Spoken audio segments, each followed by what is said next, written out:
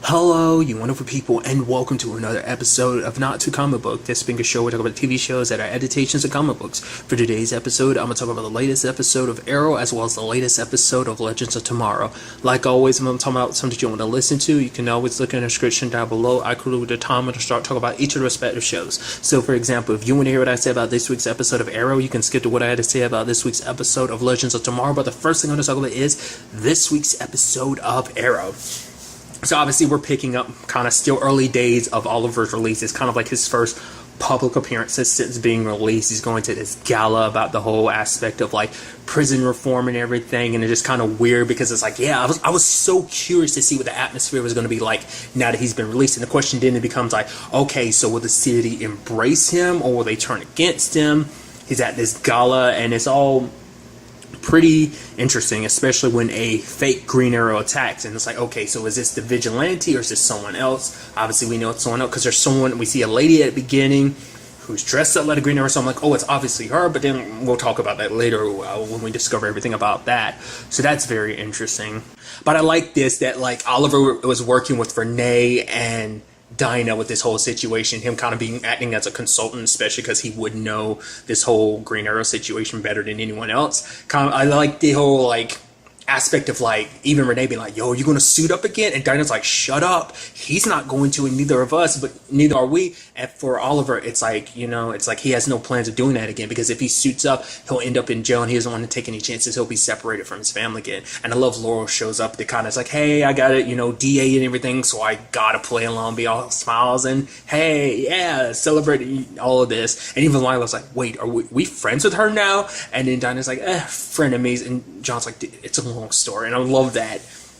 Even Oliver kind of has to thank her in the end. I even love that Laurel still kind of does those little sly douchey things that she does, where it's like she points out, it's like, oh, you know, you should thank Felicity. All the stuff that she basically saying like, oh, she's vicious, essentially kind of talk about all that Felicity did. And you know, Felicity was kind of embarrassed that getting brought up in front of Oliver, because Oliver didn't know the extent that she went through. He still doesn't know the extent of everything she went through while he was locked up.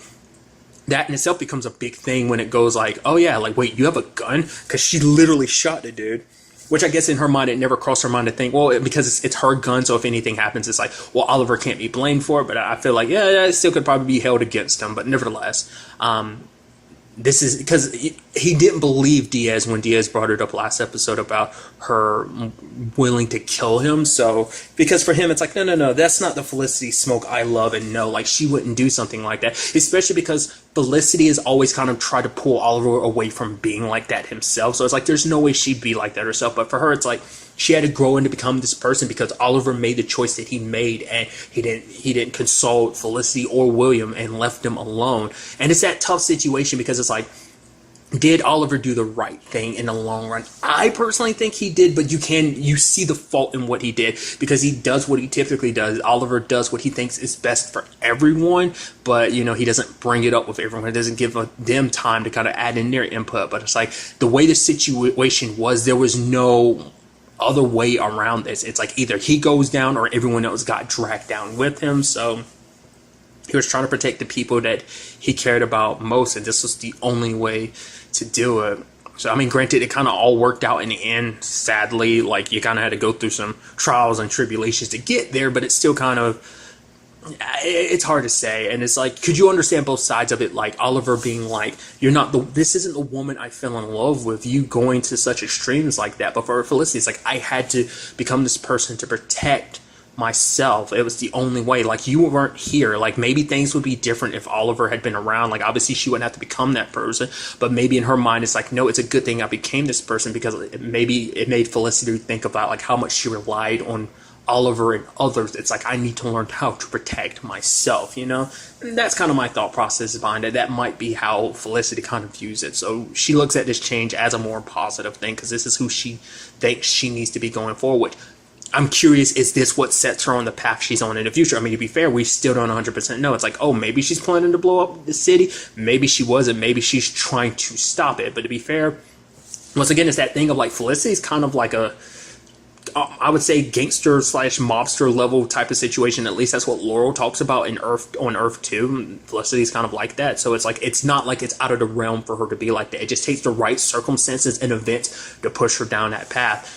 And I guess she became a lot more like her dad on Earth 2, but maybe the same thing applies in the future. Like, maybe that's all part of a facade. Maybe it's just her playing at it to get what she needed to get or something. I don't know. It's going to be interesting to kind of see about that. But the mayor being super anti-vigilante and stuff like that, because it's like, oh, like she doesn't like the way Dinah's handling things, because it's like, oh, because Dinah's kind of like, yeah, we don't think the Green Arrow did. It's like, oh, is that what I hired you to do? It's like, no, you were supposed to kind of put people's faith back into the police and everything like that. But Dinah, like, she kind of got so bummed about it, because she's like, why does it, it's like every time I feel like I'm taking a step forward, it's like she undermines my entire authority of kind of like demonizing me for the way I'm handling things. It's like the Green Arrow is not guilty in this regard, but you just want to push that agenda just because you have your whole anti-vigilante stance. So it's kind of interesting. She also said that line about Renee being good in politics. So I was like, well, to be fair, he was in politics because he was working for Lance for a while. Back in the day, in a sense, which is weird to say back in the day, which this is me kind of jumping ahead, but there is a whole situation of like him in, because Zoe is reluctant to go back to the Glades because it means running into her dad, or because they need to go to him for help. So part of me thinks like he must be a leader in the Glades, because that like wink and a nod like, oh, you should go into politics, makes me feel like that, because he's one to kind of always put the Glades first, because that was his whole thing of like all these rich people acting like they care about prison reform. They could be taking their money and putting it towards good causes for the Glades. So it's like he kind of puts the Glades first. So him being in the Glades probably seems like he's probably kind of head honcho. He probably dictates a lot of the rules there. He probably completely rules that territory. So we still don't know what really went down between Zoe and Renee. I guess difference of opinion about how things should happen. Maybe there's a lot more there. Maybe she doesn't like who her dad's grown into be. But either way, she's super reluctant to go back to the Glades to see him. So there's that. I just think that's kind of an interesting little detail. But what I thought was really fascinating was like Oliver, you know, suiting up again. I did not expect that, which is kind of like, okay, because my thought process before the season started was like, okay, so who's going to be the new Green Arrow? Is it going to be a new person, or is it going to be Oliver or Diggle? But now it's like, no, Oliver's picking up the mantle again, which of course he kind of would, because obviously like the crossover is like next week. We can talk about that in a little bit.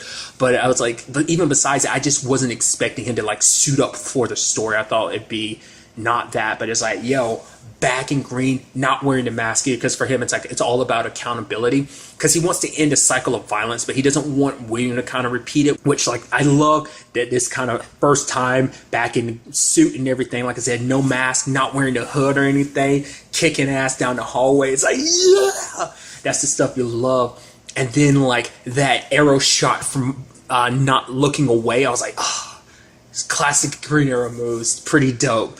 So, and he did it for everybody, because everyone's looking at him like, oh, when he, like, you know, the whole Max situation, which is interesting considering, like, oh yeah, someone from your past tried to take you out because you were getting too close. The moment he started throwing those other guys under the bus, being like, oh, I don't want to speak ill of the dead, but they had connections to try it, I'm like, he's got to be the guilty guy in that situation. So, but luckily the cops show up and arrest him, and it's like, yo, everyone's looking, and Oliver's standing there as the Green Arrow, because apparently the way the mayor puts it, she has such an issue is because he lied, because he was like, oh, all doing Green Arrow stuff while also hiding his identity while being mayor. So I guess it's like you're being facetious, and the fact of the matter is you make a mockery of the system or whatever, both as a vigilante, but also the fact is you're running the city as its mayor while also lying to the people. It's something Donna actually pointed out. She was kind of like, half the people were hoping that you were the Green Arrow, and it turned out you were, so it kind of helped him out, kind of putting like two and two together, because that was always the thing. I think the city was always split in some regards of like those who back up Oliver because of all that he's done as a Green Arrow and the good that he's done as a mayor, but there's also those who are just like, no, he's a criminal, he's done this and that. Kind of that's where the mayor stands on the whole situation. But it's like, would it have been better if he had revealed himself to be the Green Arrow sooner? Would that have made things easier? I don't know. I still feel like we'd be under the same circumstances, but still, I'm curious how Agent Watson feels all about this. We'll probably won't see her again, but I'd be so curious to find out her perspective about this, because now Oliver's back out there and he's doing his vigilante thing while not being a vigilante anymore, because he is now officially hired by the SCPD, which is like, yo, because obviously the vigilantes and the police have, unofficially been working together for a long time. Obviously Lance kind of kept that channel open. Pike was kind of receptive to it in certain degrees, but now it's like, nah, it's a more official thing. To be fair, I don't know if the others are going to get the same platitude as Oliver, because it's one thing, because their identities were never revealed. But I wonder, will Oliver ever wear the mask again? Probably not, just because it's like, no, I want people to know if anything's happening out there as a Green Arrow, it's me. I can't hide in the shadows anymore. Everyone already knows who I am. Because that's what's like, how are you going to handle that going forward? So it's like, that's how, by being a hero out in the open, it's like, yo, that's pretty dope. Which is always interesting, the parallels between the different shows, because it's like literally Supergirl is splitting from the DEO because she won't give her identity, while Oliver is working with the SCPD now and he's out in the open as a hero. So it's like, it's this interesting thing that the shows are doing. I don't know whether that's 100% on purpose, or is it just, there has to be like some like talk between the shows. Like obviously it's different creators, different probably writers and directors and stuff like that, but it's still kind of like, I'm curious to see like that conversation come up between Oliver and Kara, if they talk about it in a crossover at all, because it'd be really interesting to kind of like see them kind of bond over that fact, is their approach about that. I'm also curious to see what Barry's like how he feels about it, as someone who still kind of keeps his secret identity as well, because he's kind of like in the middle of their situation where it's like it hasn't really come up that he needs to reveal his identity, so it's just kind of an interesting thing. Like I said, I just like that it is kind of like official now, but the mayor is not giving up. She's still going to cause a ruckus when necessary. So like I said, it'd be interesting if the others kind of got jobs too, but I think the only one who'd suit up again definitely is Renee. I think John wouldn't be too shy away from doing, but to be fair, he's working for Argus, so he goes by different rules. Same thing for Curtis, but to be fair, Curtis has the whole situation of working at Argus too, so there's that. So it's definitely a very interesting situation. I'm curious to see going forward where that takes us, because that's definitely going to be interesting. But also where Felicity and Oliver go, Olicity, because it's like they are not the same people they were, 7 months ago, essentially. Like things have changed them, like, because she's kind of like, what's best for me going forward might not be best for us as a couple. And, Oliver's trying to go down his direction, and it doesn't necessarily click with the path that, Felicity's going down. So it's like, where do they go from here? It's like, that's what I was kind of like, I think it's something they're still going to try and work towards, but maybe it's going to be something, I don't know. It's definitely going to be interesting, because you have to also think about like, well, how is this all, going to lead to Felicity in the future? Are we going to see her kind of go deeper and deeper down that darker path, It's definitely going to be interesting, considering like she's kind of like Oliver's, the best part of Oliver, and it's like that best part of Oliver is now changing to kind of reflect kind of almost the worst sides of Oliver in a certain extent. Because I think you can make that argument, and maybe that's kind of what they're aiming for, is to kind of make her kind of reflect kind of like how she was always the best parts of Oliver. She always able to bring out the best parts of him, and now it's kind of like she reflects his darker side. So it's just kind of an interesting thing. Now, another aspect about this episode we've got to talk about is the reveal of the lady. It turns out, apparently, she's Oliver's sister. Now, the question is she's... Well, it's kind of interesting, because I'm about to say, is she Oliver's full sister or half sister? Either way, it's kind of interesting, because if she is his half-sister, that's going to be another situation, because Thea being his half-sister. But it could be a situation of that could be like his like they might be full siblings, and that she might have been given up for adoption for whatever reason.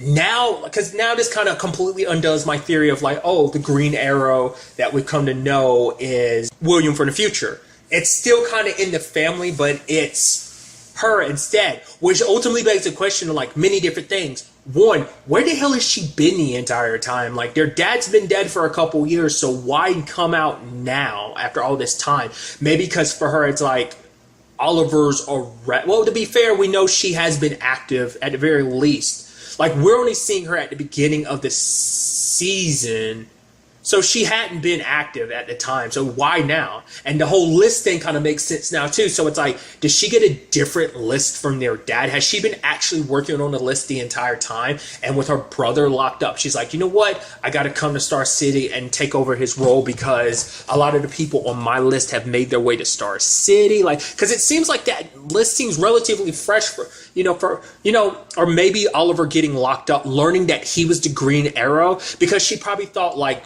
oh, it's a coincidence that the person, like the vigilante, the hood, all those years ago, going after these people that are on my list too. It's like, oh wow, because probably like their dad probably never had any plans of Oliver doing this. He probably had their his daughter planned to do this. Like this was supposed to be her fight, but he kind of like Oliver and him were put in a position where he kind of had to pass it on to Oliver to make his wrongs right. So it's kind of interesting because there was that whole conversation with Dr. Parker about like how, oh, your dad put you in this cycle of violence. And it's like, it seems like it's not just one, it seems like two. I guess arguably it could be like three because like Thea kind of got caught up in all of this too. But to be fair, with the whole Malcolm Merlyn situation, it's kind of like, yeah, it kind of didn't, that was kind of inevitable on two fronts, whether it be the Queen front or the Merlyn front as well. So, but I'm curious, like, so I guess it is a situation where it's like the future stuff isn't necessarily going to affect the past like I thought it was, kind of like maybe a time travel thing was going to happen. It seems like not.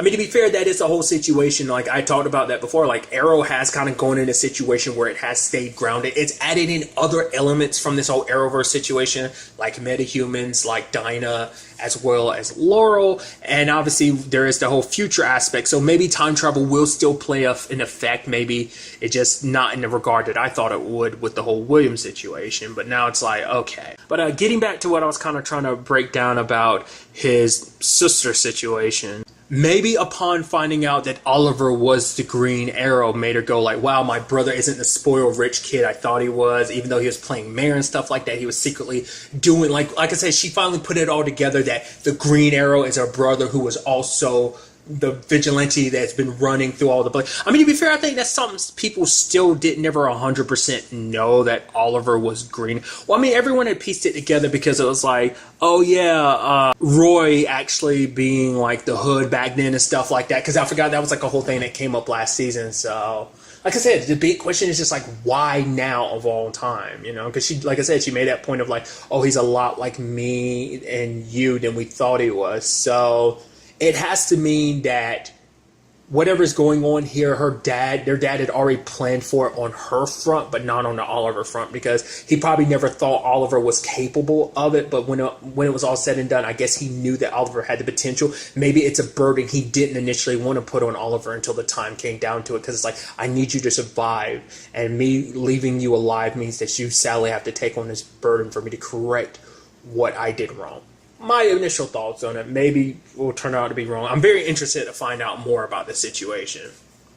And there's also something else I had let slip my mind too that we should also discuss. Is the whole thing at the end with the painting is connected to someone using the username like Dante. It's also connected to the longbow hunters. But now I'm sitting here thinking about, because I'm an idiot. I was thinking at the end like, oh, they went to Diaz because they need him to find out who Dante is. I'm like, no, idiot, he is Dante, because that's why there's a transactions between the name Dante and the longbow hunters. And it's like, okay, because that's from when he was paying them off. Or maybe it is what I thought initially, and I'm being stupid for calling myself stupid, but I'm pretty sure that was what they were kind of implying. The fact is, Lila and Diggle are going to him behind Oliver and Felicity's back, which is like, we got to work together, so they need his help. So I guess either they're going to be lightening his sentence to take this whole threat down, because like Diaz could be necessary to take down a much larger threat potentially. So, which would, I don't know, this might end up playing into like sending, Felicity down a darker path potentially, because it's like, whoa, wait, John, what are you doing?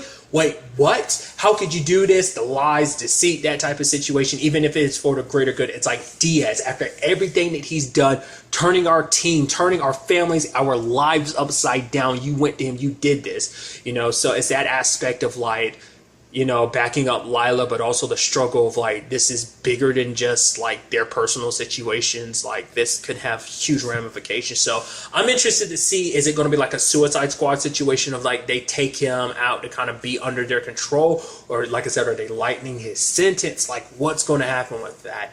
either way, it's definitely going to be interesting on what they end up doing, but also what happens when everyone else finds out what they've been up to, especially after all they've done to capture Diaz, all that was sacrificed, all that Oliver gave up because of this situation. So we'll kind of have to wait and see on that front. What's also interesting is we learn a lot more in the future, like the fact is the Mark of Four thing. Apparently that came from Oliver, because for him it represents the 4 pillars of heroism. And I thought that was kind of a nice thing that, like, you know, because for Dinah, she was trying to test out and see what, you know, William's all about, and she kind of sees like the best parts of Oliver in him, like that part of him that like is able to see past someone, kind of what other people can't really see when it comes to the whole, like, when people are kind of BSing, you're able to kind of see through it a little bit. So I thought that's kind of pretty neat. But also, like, the whole situation of, like, well, side note, the actor who plays Black Star, she looks so familiar. I'm not sure why. I have to look that up later if I remember to.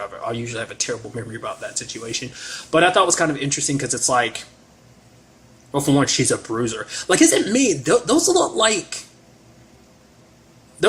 like some Arrow-like moves, like Green Arrow moves, but it also kind of reminds me of Sarah, her fighting style. I don't know. It made me think of Sarah, but maybe that's not it. Maybe I don't know. I'm trying to think. It seemed kind of Sarah-like, but maybe that's just me overthinking things. But nevertheless, but that whole situation is interesting because it's like, what is it that she's up to? Because it's like, okay, so because she has the plan, so it's like, did Felicity turn on her? Was Felicity getting close to her because Felicity knew exactly what she was doing and made copies of all of this? Like, did Felicity know something might happen to her? So she wanted William to be able to come back, to be what Oliver represented for that team. He was kind of the glue that kept them together. Obviously, when he was gone, obviously everything kind of fell apart to certain degrees. But it's like, maybe she was hoping that William would come back and be the glue to everything, and that the team could come back together to stop this. That William might be the only one capable of stopping this. Maybe it has to do with what's going down with the new Green Arrow in the past. Like, maybe that's another reason. It's hard to say at this point in time because we still just don't know a lot. Because even I thought was kind of interesting was like, William was like, why don't we just contact the police? Which Zoe was like, yeah, the SCPD is a joke now. Like, they'd be all for, like, this city getting blown up, I guess, because it's like, it's fallen to such ruin and it's just so chaotic. It's also interesting too because there's a whole Black Star and Dinah conversation, because she knows who Dinah is. It's like Canary, and it's like, yeah, if I remember correctly, it's because of people like you, kind of vigilantes. You know, it's kind of interesting that vigilanteism has such a heavy negative connotation to it. Maybe this kind of plays into like the whole mayor situation. Maybe her hate has kind of run a lot deeper. I mean, to be fair, once again, we don't 100% know the time frame, but like I said, there's still the whole Legends of Tomorrow thing of like Argus. There's a lot of future stuff that comes up in Legends that I don't know if they'll have a real impact on any other show other than Legends. Like that whole Argus situation, it's like, well, Argus is a big thing in this, so I don't, you know, it's stuff like that kind of makes me wonder. But like, even Dinah was kind of like, you don't know what you're talking about, kid. It's because of people like you. I guess her being like a broker and stuff like that, you being criminals kind of running rampant, or maybe people giving vigilantes a bad name. Like, I don't know, because it seems like she isn't anything like a vigilante, hence why she's so like against, I don't know. Like I said, it's just interesting how vigilanteism in Star City is being treated just like Argus is treating people with abilities in 2044. So it's just kind of interesting parallels, and maybe there's more to it. Maybe there's connectivity to that, and maybe there's not. We just kind of have to wait and see. But I'm very interested to see where all this goes forward. Obviously, next week's episode is part of the Arrowverse crossover Elseworlds.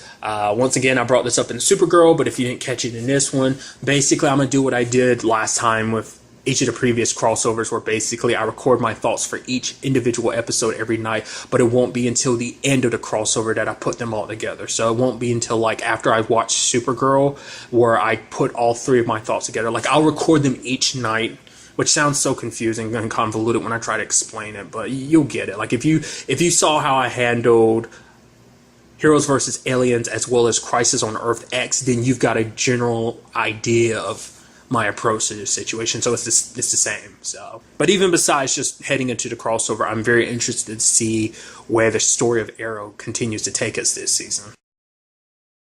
And now moving on to this week's episode of Legends of Tomorrow, a crazy episode. There's a lot to kind of break down about this episode. So first of all, the team heads to New Orleans because we also learned in this episode that Ava's super into serial killers. It's like, what? Everyone's got their hobbies, which I guess so, but it's interesting that it ends up being hers. But I guess in some level it kind of makes sense, her being kind of like the authoritative, like, person that she is, like her kind of almost being a cop in a certain sense, you know, with the whole Time Bureau situation. Her authoritative nature is kind of like, it kind of fits like someone who'd be all about hunting down bad guys and knowing all there is about them, in particular serial killers. But nevertheless, they go to New Orleans because there's this lady named Marie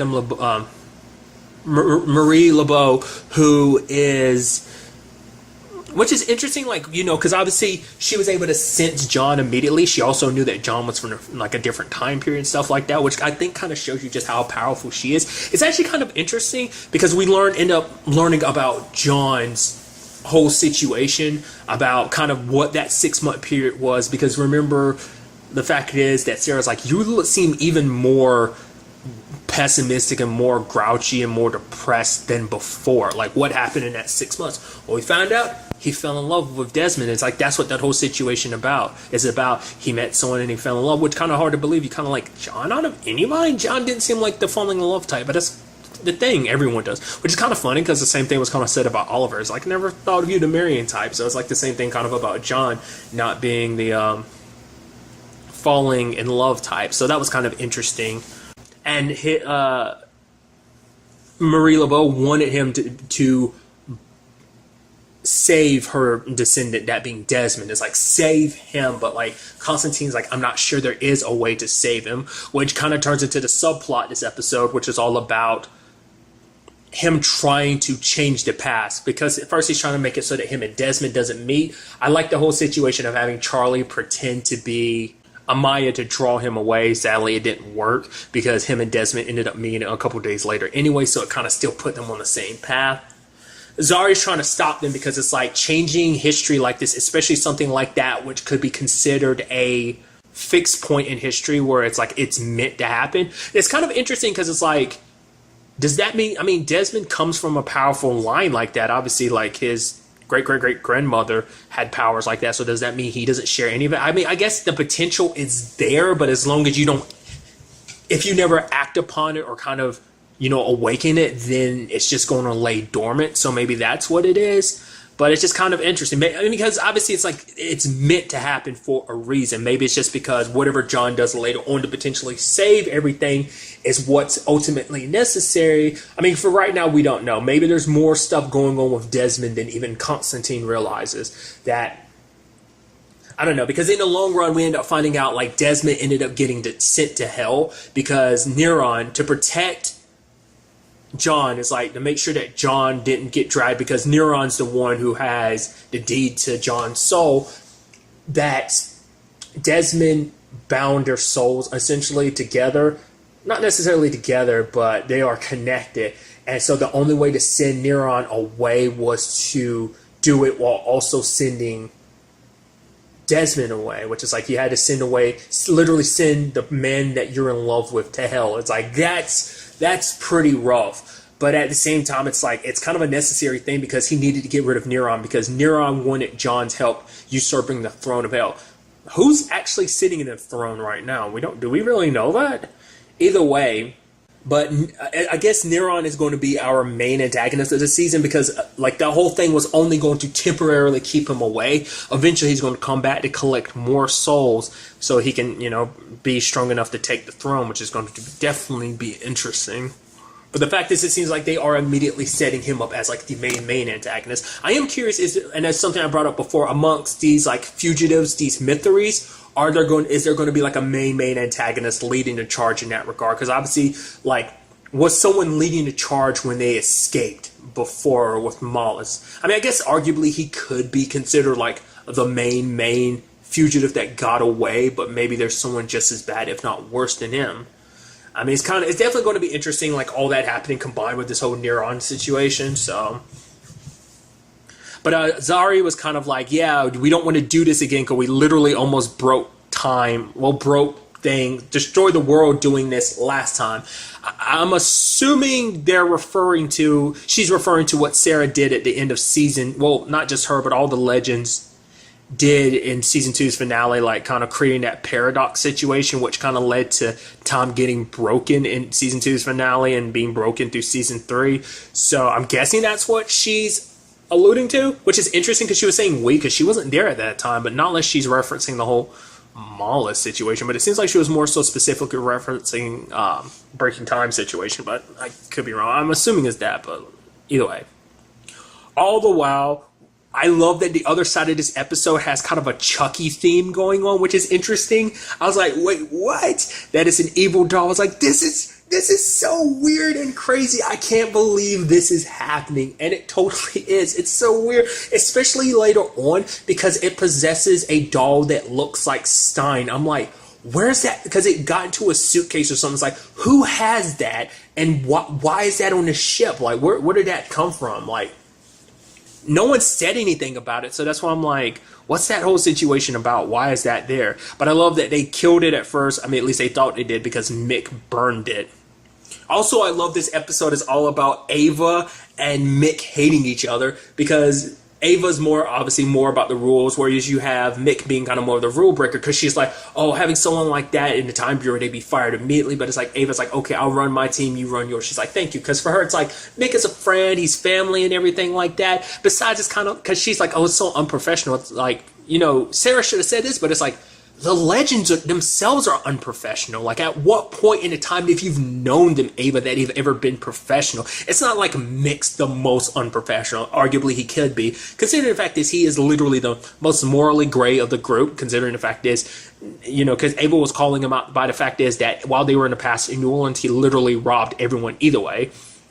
Also, he wasn't in the best move because he lost Garimma because Ava took the book from him because he kept a diary, but it's like, he even gets pissed later on because Sarah sets up a whole date for them to kind of bond, because it's like, hey, you're the love of my life, Mick, you're my family, so I want you to get along. And then she's like, oh, Mick's, oh, you like reading and stuff like that? Well, Mick's an author. It's like, yeah, I bet you it's, what was the word that she used? I forgot the term she used, and Mick was like, yes, they are exactly that. It's supposed to be like a negative thing she was saying about his books, and he was like, no, they're exactly that. And then he talks about the fact is her cooking snickerdoodles, kind of like, oh, they're garbage or whatever. And then he uses the C word, calling her a clone, and then she was like, only I get to use the C word. And he's like, how is it fair you get to Sarah get to date a clone, but I don't? And he's like, clone, and she's like, dick. And it was like, oh, I love that they are so at each other's throat like that. It's so interesting. It leaves Sarah in a very interesting position of caught between your family and your girlfriend, which is such an interesting dynamic. She literally said it, and it took me saying it out loud. I even said it, but it took me saying it now to go it's the in-laws having a problem with, it's your family not liking your significant other. At the very least, kind of like, what would we call Mick? The uncle? The brother? Kind of like an uncle, I guess, in some shape or form. Not really liking your girlfriend. That's so funny. Because it's like, yeah, the legends are their own weird, twisted version of a family. Not twisted, just unique. We'll use that term. So there's that going on, which I love. I also love the fact is before Sarah and Ava split, it's kind of like it's a horror movie. We shouldn't split up. But it's like, no, we're capable. It's not like we're, unable to protecting ourselves. It's like, okay. And Ava's like, yeah, I'm going to go catch a serial killer. Sarah's like, you are super into this. But they're about to go their separate ways. They turn around and kiss like a movie in a situation like, oh, let's go get the bad guy type of thing. I thought that was kind of cute. And, I like that. Also, it seems like they are bringing more and more of that Gideon thing of just showing off that holographic head. It seems like, I guess we're going to be seeing that more because it's like the second episode they've included that. So it's like, okay, so that must be more of a frequent thing or something. Also, we had Ray with his whole mustache thing this episode. He's like, I got Gideon to accelerate the follicles in my face to kind of make it so I grow out a mustache because, that's what Nora likes in a guy or something like that, which is actually kind of something I'm curious about. I don't think I've ever really seen Brandon Routh with facial hair. I don't think so. I don't even think I've seen him with stubble, because he's always been very clean shaven anytime I've seen him. Now that I think about it, I mean, maybe he's grown facial hair in the past and I just don't remember. I'm curious about that. Like, how does his wife, Courtney Ford, actually feel about him having facial hair in real life? It's kind of a funny thing to think about. But what I also love about it is, like, the whole thing of, like, you know, Sarah being like, nah, you guys, you know, Zari, you go with Constantine and Charlie to check out this Marie Laveau situation. And she's like, oh, you mean Team B, the B team? And she's like, what? No, there's no such thing as a B team. And then Ray's like, but there is an A team. He says something, and then him and Sarah's like, high five, and I'm like, I love that. Because even Zari was kind of like, yeah, we're kind of like the background people. We're kind of the ones stuck doing kind of nothing while everyone else does the exciting stuff. It's like, that's so funny. This show, I've brought it up before, this show is so meta. Like, it's like, no one would typically point out, like, oh yeah, the team is divided between the A team, who's like the heavy hitters focusing on the big stuff, while the B team is kind of handling other stuff that's not maybe nearly as important. You know, it's like, we're kind of supposed to be babysitting kind of while you're going to look for the bad guy, or rather the mythical creature in this scenario. So I just thought that's kind of nice that she pointed out. It's not the first time she's done it either, but I just love that that's a constant basis, because the show will like constantly make winks and nods towards certain things. You know, like I said, kind of fourth wall breaking jokes in some regards. So that's pretty neat. What I also thought was kind of interesting, and I think this plays nicely into Zari's story, is the fact is that her and Constantine bond, because she wants to find a loophole to help Constantine, because for her it's like she completely understands, coming from the future she's come from and knowing what she knows, she wants to change everything, but she can't. She's made some loopholes in the past, but she hasn't been able to come up with a loophole to actually help her current situation, just because she doesn't, there's not really a way without completely heavily changing everything, because if she changes too much, it can make it so that she never came aboard, and that just kind of breaks time in many regards. So there's that. But that struggle to want to kind of rectify, I guess, the past, in her case, her future, is something she can obviously understand. I think that's something we can see going forward even more, kind of like bond. Like, we already set it up to kind of be like there be bonding between Zari and Constantine already, the whole thing with his mom and everything. But I think we'll see that relationship grow even more, just like we'll probably see the whole Ava and Mick thing grow even more. So that'd be pretty neat. I think we're kind of setting up our pairings, because it's like, yeah, because Ava's obviously figuring herself out, but also her relationship with Sarah, Ray, and the whole Nora situation. Nate, kind of his whole relationship with his dad and his whole future, where that goes. Also, I guess his buddy friendship with Gary. So there's that, which I love that whole situation of Gary being all creepy and piratey towards Mona, and then you have Nate being like, hey there, to catch a predator. It's like, what was up with that? And he's like, no, I'm doing this and doing that. It's like, you're Gary, just like talk to her normally. And so it turns out, I love that whole situation of like trying to Nate is thinking like, oh, like Mona might have a thing for Gary, because it's like, oh, there's someone at work who works there that she has a thing for. Obviously, she's talking about the dude, the mythical creature she spends a lot of time with, but obviously, because she's like, oh yeah, he has that whole, I think he has that meat thing. And then she was like, what? He was like, what?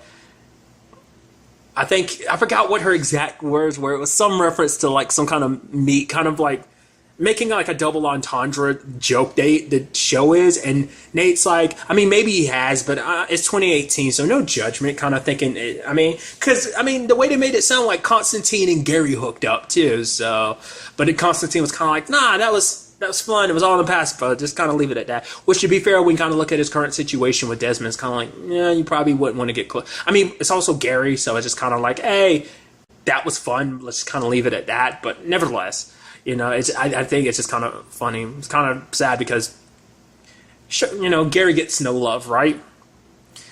So, but that was also interesting too, and I wasn't expecting Mona to kind of fall for that dude. There's also that dick that was kind of like, oh, you owe me hundreds for my car and everything. It's like you're the one that weren't paying attention either. It's like, who the hell is that guy? Is he just some business dude? I thought he worked there too, but I guess that was just her on her way to work, so it doesn't necessarily mean that he works at the Time Bureau. So I'm curious what ends up happening with that. Like, something must happen reversing that or something. I think it's just because Mona is who she is. She's very passive, so she isn't willing to kind of take steps. But, you know, kind of getting into it, those guys who are trying to take the dude, like obviously he had markings, like he had a wound. I'm assuming that has to do with Henry. Hank must have been taken, and this must be part of his plot, but we'll kind of have to wait and see about that. We had the whole Constantine going through with everything, kind of breaking things off with Desmond. The pendant he got from Desmond to protect him disappears, so it's like, okay, things have set in motion. We also learned about Charlie too, that apparently being stuck looking like a Maya, which she can break through it a little bit but doesn't have full control. I mean, obviously when she was pretending to be Constantine, I figured that was the case because the way it had that like side view shot, I'm like, that's her, isn't it? And it totally was. So it's like she could hold it most of the way through, but because of the spell, it kind of completely bound her from completely changing back. So apparently every time she shapeshifts, it extends her life because it's almost like she's being reborn again every time. And so that's what her main reason for all this is, because she doesn't want to grow old and die, because she'll age like a normal human if she's stuck in this form for too long, which is always like, you're literally putting all existence in danger, you know, letting Constantine do something catastrophic like this just because you're afraid of aging. And she's like, the fact of the matter is, if things go wrong in this situation, I'm going to make sure the Time Bureau puts you in the deepest, darkest prison. With you kind of see it hits Charlie, because I think for her it's like, oh, she thought she was warming up with the team, thought her and the team were in a good place, but for them to throw something like that in her face, in particular Zari, I think it kind of maybe hurt her, because I guess it also sets in her mind like how important this is, as we see time essentially get broken because of what Constantine did. Constantine did bring the point up that he is the one that's all about breaking rules. He does it with magic. Time is no different. There's consequences with magic, John. He knows that better than anyone. So of course there'll be catastrophic effects for time, because as we can see, everything freezes from where Mona is to them being on a wave rider. The only ones that don't seem to be affected are Charlie and Zari. Well, Zari was affected by the sense that she ended up turning into a cat.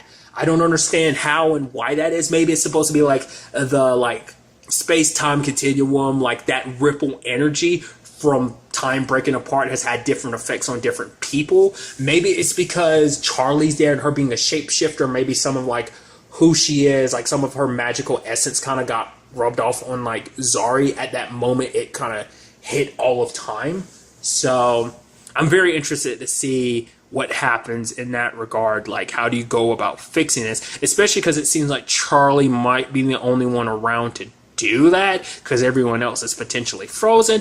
Maybe we'll kind of have to wait and see, but that's pretty interesting, especially because where the legends have been left off, it's like Mick threw the doll that looks like Stein, and Sarah jumped up in the air and kicked it, and everyone's kind of mid-air stuck. So that's interesting. I love that one issue popped up while they were still dealing with the issue from this episode. I mean, both issues stem from this episode, but it's just kind of interesting. It's not like one was resolved while the other one ended up being a cliffhanger. It's like they're both kind of happening at the same time. To be fair, one is more important than the other. I mean, they're both important because it's like we got to catch all the fugitives, especially because he's kind of a serial killer and all that.